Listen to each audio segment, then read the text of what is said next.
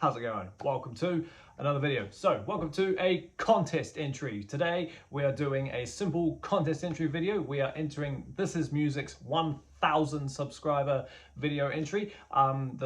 He's written it as torches and pitchforks, but I think what we're going to do is we're going to call it heavy metal hot takes. It's a small little video where we talk just about our controversial opinions, things that we are strongly passionate about that the rest of the metal world doesn't, well, not necessarily metal, the rest of the music world doesn't seem to agree with. I watched a few of these and some people had some interesting takes. I was like, do you know what? This could be a bit of fun. Let's get straight into it and get out there with mine. I've got 6 hot takes to do that I could immediately think of without studying it and without like trying to go deep into it.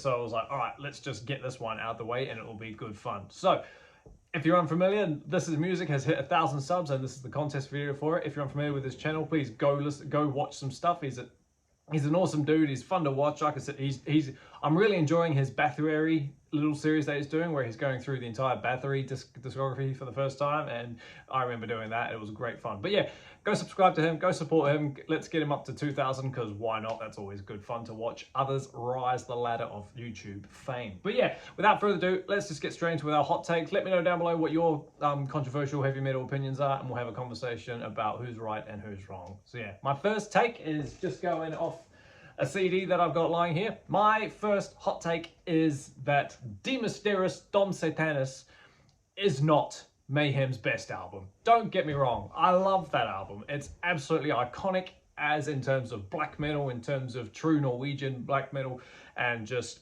anything that sounded raw or sounds rough, you know, it all, in second wave at least, just it's such an influential album. It's so famous. It holds so much history. But in my personal opinion, the best Mayhem album is Chimaira from 2004. Going through all their discography a little while ago, this was great fun to listen to. I had listened to this album before the ranking, so I knew how good it was. But yeah, just listening to all of them really honed in that Chimaira is Mayhem's best album.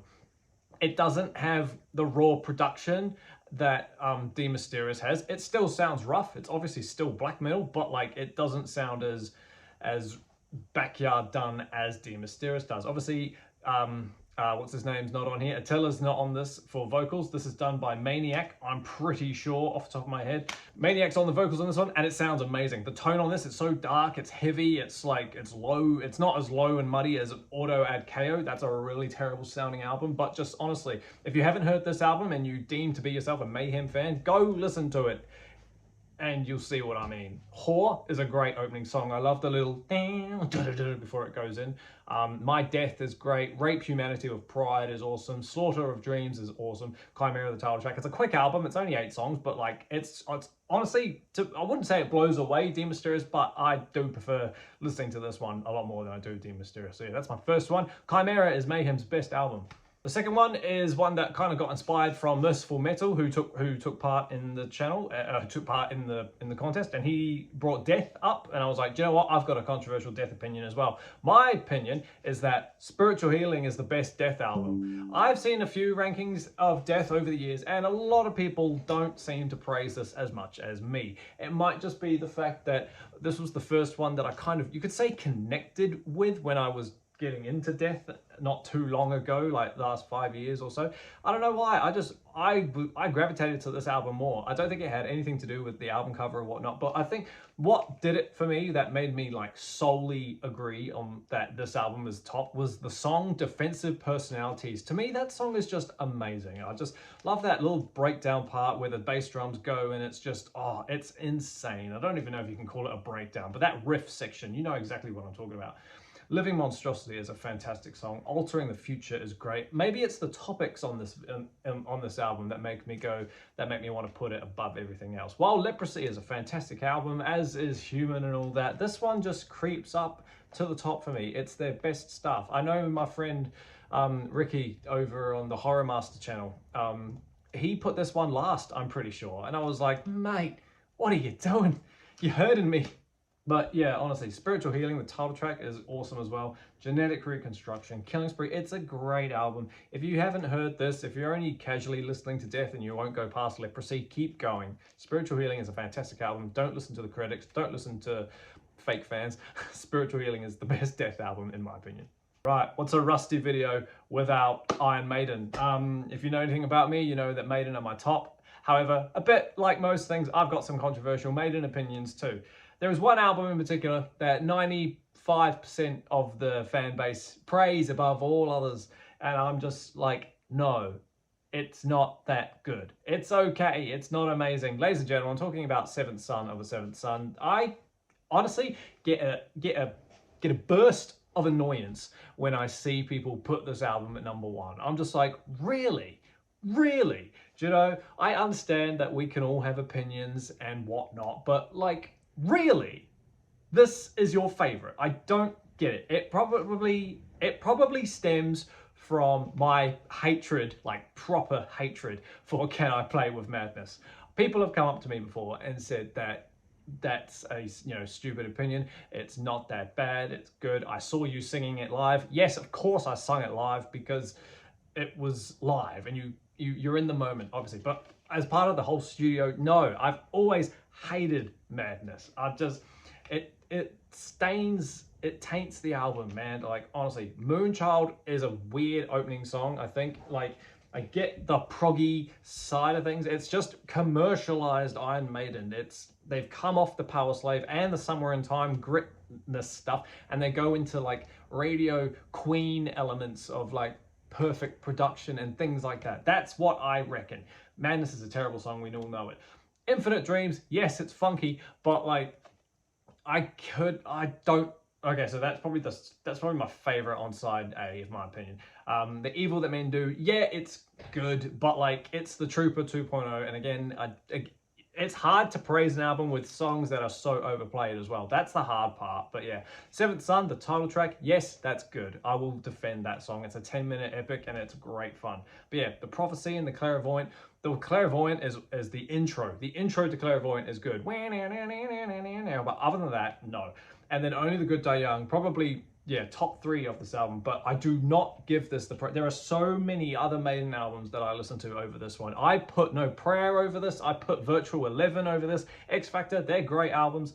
I think this one comes in at like number 12, number 11 out of 17, I think. But yeah, I've just never praised this like the rest of them. While it's okay and you listen to it because you own it and you're a fan, but like, it's just, no, I'll listen to it like once every 3 years. So yeah, Seventh Son, not Maiden's best album at all. In hype of their brand new album, Parasomnia, I thought it'd be fair to give a Dream Theater controversial opinion. I kind of already did this one just the other day. I did a tier list of all of Dream Theater stuff, and I've ruffled a few feathers with this opinion, but I'll tell you again because you might not have seen that video. In my opinion, Dream Theater is astonishing. You know that album that everybody hates? The big monster box of 2112 that gets dragged out for 4 weeks? In my opinion, this is a top 5 Dream Theater album. I'm sorry, it fucking is, okay? It just is. Like, if you're like me and you love long songs, right? Octavarium, 6 Degrees, Count of Tuscany, not just Dream Theater long songs, but long songs in general, like Symphony X's The Odyssey, Rush's 2112, prime example. You know, if you love long songs and storytelling as much as I do, I can't understand why you don't enjoy this album. It's more of an experience than an album to listen to. Do you know what I mean? Like, I like Judas Priest's Nostradamus as well, so just let that sit with you. That's not a hot take. I'm not going to talk about that, but yeah. Ever since I first heard this album, I remember when I first heard it, and I was like excited, and I won't say blown away, but I was moved. Moved would be a better word, because songs like, well, for starters, The Gift of Music, I thought was a cool little single. I was like, this is fun. You know, it's catchy enough. There's a bit of a shreddy solo in it. Like, it's good. But then you get into like all the other, you get into like the deeper cuts of this album, and like, yes, it's long, but I've got no problem with it being that long. Like The Answer and A Better Life. There's a lot of 90-second, 2-minute-y fill-in type songs, but in order for the story to flow, you need those kinds of songs, as you do with the Nostradamus album. A Savior in the Square, that beautiful, beautiful little guitar figure at the start. I think that's so nice. When Your Time Has Come, the part that flows after it, that's beautiful as well. Brother, Can You Hear Me? It's anthematic power ballads, but like, it just moves me. I love this album so much. I really, really, really love side 1. And when I say side 1, I mean act 1, like the whole thing, up until A Road to Revolution. The X aspect, tempting offer. There's little nuances and bits and pieces throughout every song that make me go, I like that. Just like whether it's a vocal phrase or a little 3-note melody, there's something in every song for me that makes me go, this is good. Do you know, like A Life Left Behind, the chorus, and that is great. Chosen is cool. Ravenskill is eerie, and it's, oh, just stop it. And then side 2, act 2 rather, you know, Moment of Betrayal is a great song. The Hymn of a Thousand Voices, just powerful stuff. And then the way it ends, Our New World, that's a great song too. I love how it emulates Our New World is like a much heavier version of when A Savior in the Square. It's the same riff instead of it cleanly picked, but it's like done on power chords now. Just things like that. It's a moving album. It's a story. It's a movie. Yes, I love it. I think it's a top 5 Dream Theater album. I know a lot of people don't agree with me, but on my tier list, a few people have agreed with me, so I'm glad I'm not the only one. But yeah, that's number 4, I think, or number 5, hot take? Can't remember. Dream Theater's Astonishing as a top 5 Dream Theater album. And then the last hot take, I've just realised that I've kind of stuck with the whole blue theme of this. I didn't mean to at all. The final hot take is a personal one. You could say, aren't they all hot takes? That's why we have them. Nightwish's Imaginarium is a fantastic album, but I'm not defending the album. I'm defending the singer. Annette Olson is Nightwish's best singer. I'm going to say it. Yes, Flor is amazing. I've heard her do The Greatest Show on Earth, and I've heard her do Ghost Love Score. Talia also is a fantastic singer. She does the Ghost Love Score on the album, and she did it live, obviously. Great stuff. Wishmaster, fantastic. You know, when Flor does all the early stuff, like Dark Chester Wonders and whatnot, awesome stuff. But I'm sorry, I will defend this album and Annette to the ends of the earth, because this is the album where I found the band. This is the album that has Storytime on it, which was the first Nightwish song I ever heard, and that moved mountains for me. I couldn't believe what I was hearing. This very quickly became an album that I was obsessed with, and still am, you know, nearly 15 years later after it came out. This came out in 2011, pretty sure, November 30. And yeah, to this day, I still jam it in its entirety. Every track on this is perfect. Even the album before it, Dark Passion Play, which has Annette on it, is top 3. I think that's such a evil, I think it's Nightwish's darkest album. It's because of the era that was going on there. Just fired Talia, and now she's coming, so a lot of the songs on there are real dark and moody, but still, that she sounds great on there, and she sounds amazing on this. I was gutted and worried when I found out that she had been not fired or let go, or you know, she had left. I was like, oh great, what if they get another singer like Talia, who wasn't my favorite at the time, but then they replaced it with Flor, and I was fine. Yes, I'm not saying they're bad singers, but in my opinion, Annette's the best one, just because I've always got a special spot for her. No one will replace that in terms of the Nightwish catalogue. But yeah, if you haven't heard Imaginarium, go listen to it, and it might just blow you away. It's concept-y, symphonic amazingness.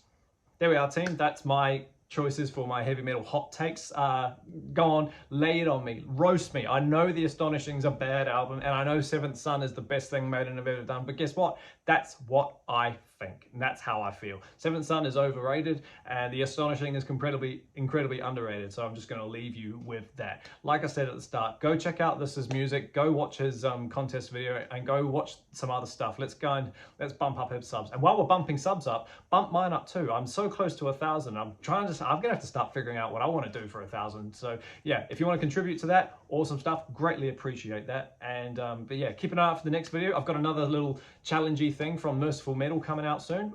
Keep an eye out for that. But until that happens, everybody, stay inside, stay safe, jam The Astonishing, and I'll see you all in the next video. See you later.